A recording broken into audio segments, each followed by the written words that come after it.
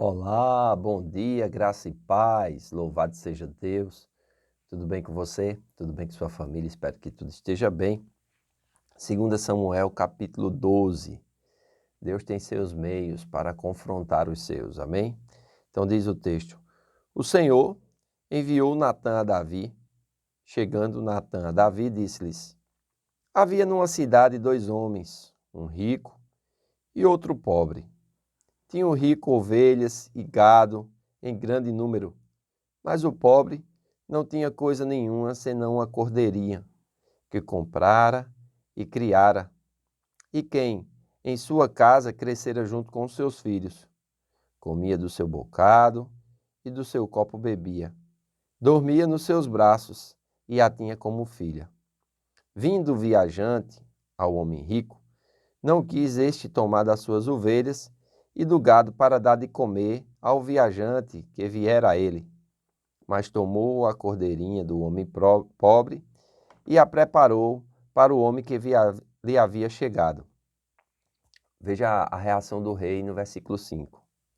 Então, o furor de Davi se acendeu sobremaneira contra aquele homem e disse a Natã: Tão certo como vive o Senhor, o homem que fez isso deve ser morto, e pela cordeirinha restituirá 4 vezes, porque fez tal coisa e porque não se compadeceu. Verso 7. A história muda completamente.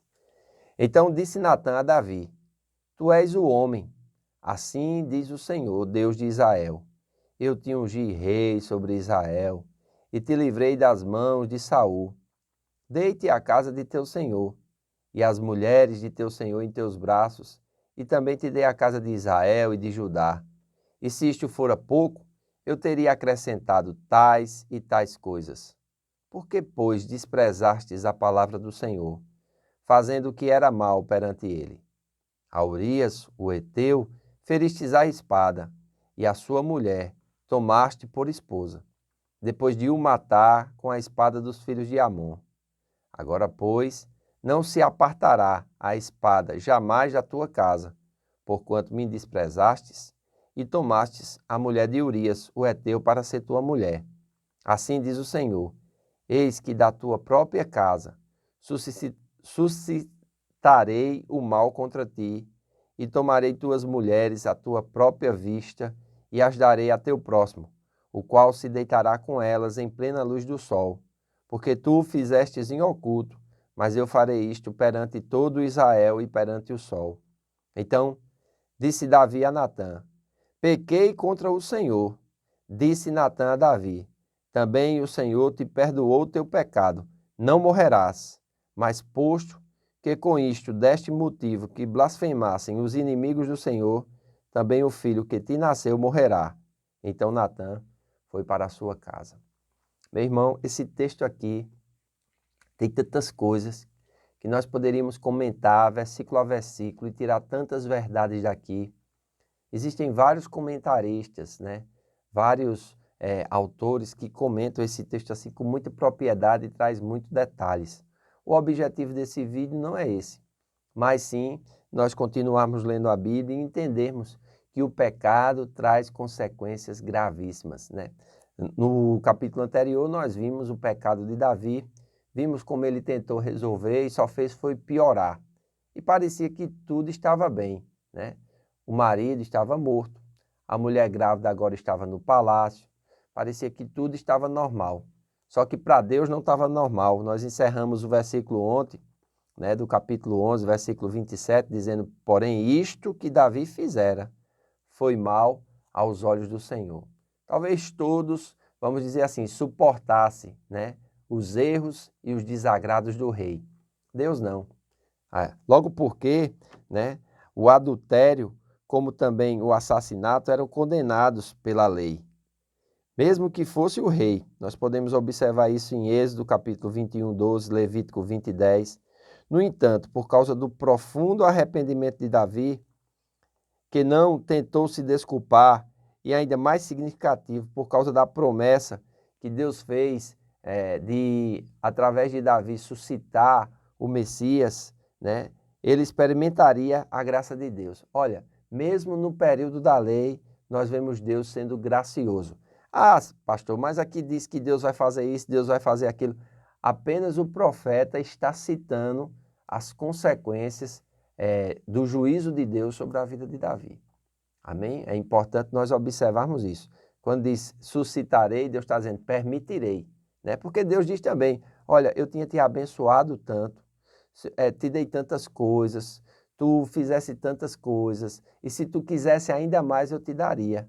Mas porque tomaste por mulher a mulher de Urias, e depois o mataste com as espadas dos filhos de Amon, agora, pois, não se apartará a espada jamais da tua casa, porquanto me desprezastes e tomastes a mulher de Urias, o heteu, para ser tua mulher. Olha só, Deus está dizendo, quando você pecou, você não somente colocou, vamos dizer assim, em risco muitas outras coisas, mas você me desprezou, você não me considerou.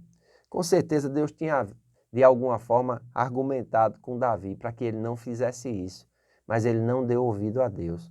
Quantas vezes Deus argumenta comigo, quantas vezes Deus argumenta contigo, para nós não fazermos determinadas coisas, mas nós nos damos de bruços, não damos ouvido, fazemos, e quando a consequência vem, muitas vezes nós nos chateamos contra Deus. É interessante observar Davi, o homem segundo o seu coração, segundo o coração de Deus, né? Porque quando Natan traz, né, esse senso, ou essa profecia, ou essa parábola, como juízo ao erro de Davi, é interessante o que nós vamos observar aqui, porque Natan, ele vai contar uma história e ele quer suscitar no rei a questão da justiça.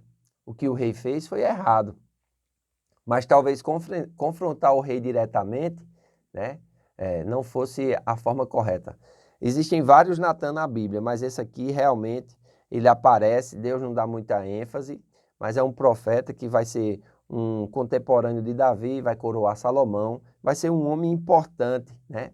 Provavelmente ele escreveu aqui muitas das coisas, um dos cronistas também, e é interessante nós observarmos aqui a reação do rei, né? Porque ele vai ser aguçado pela justiça na parábola contada por Natan. Então, é muito importante nós termos cuidados, né? E principalmente aqueles que estão em posição de liderança, como Davi estava aqui. A liderança espiritual implica em uma responsabilidade sagrada. A conduta dos líderes e os líderes cristãos causa um impacto muito maior do que suas próprias palavras. Por esta razão, serão julgados de uma forma muito mais severa, né? Tiago, capítulo 3, versículo 1, fala sobre isso. Além disso, a liderança cristã deve crescer e tornar-se mais forte à medida que é transmitida a novas gerações. Então, líderes, saibam que vocês deverão delegar uma grande porcentagem da autoridade de vocês para aquelas pessoas que vocês conduzirem ao ministério. Líderes, tenham cuidado para não dar demasiada importância aos números. Tem líderes que são movidos pelos números, ficam ou decepcionados porque os números não acontecem, ou inflados demais quando os números chegam. Líderes, entendam que se vocês persistirem em alguns pecados, os mesmos podem levar os inimigos de Deus a demonstrar um total desprezo pelo Senhor e pelo seu povo. Então aqui estava não somente a reputação de Davi em xeque, parecia que ele não estava tão preocupado com isso, mas a reputação de Deus. E quando a reputação de Deus está em jogo, irmãos, Deus se levanta forte. Amém? Então nós precisamos, como diz aqui, líderes tenham presente a santidade do ministério. Não atuem com arrogância no desempenho das responsabilidades que foram tocadas ou colocadas nas mãos de vocês. Então é interessante que quando Natan vem aqui desafiar e revelar o pecado de Davi e a sentença do Senhor, presta atenção no versículo 13, a resposta de Davi. Quando ele era o rei, irmãos, ele poderia mandar matar o profeta e também silenciar antes que, mas Deus levantaria outro, como outros reis fizeram.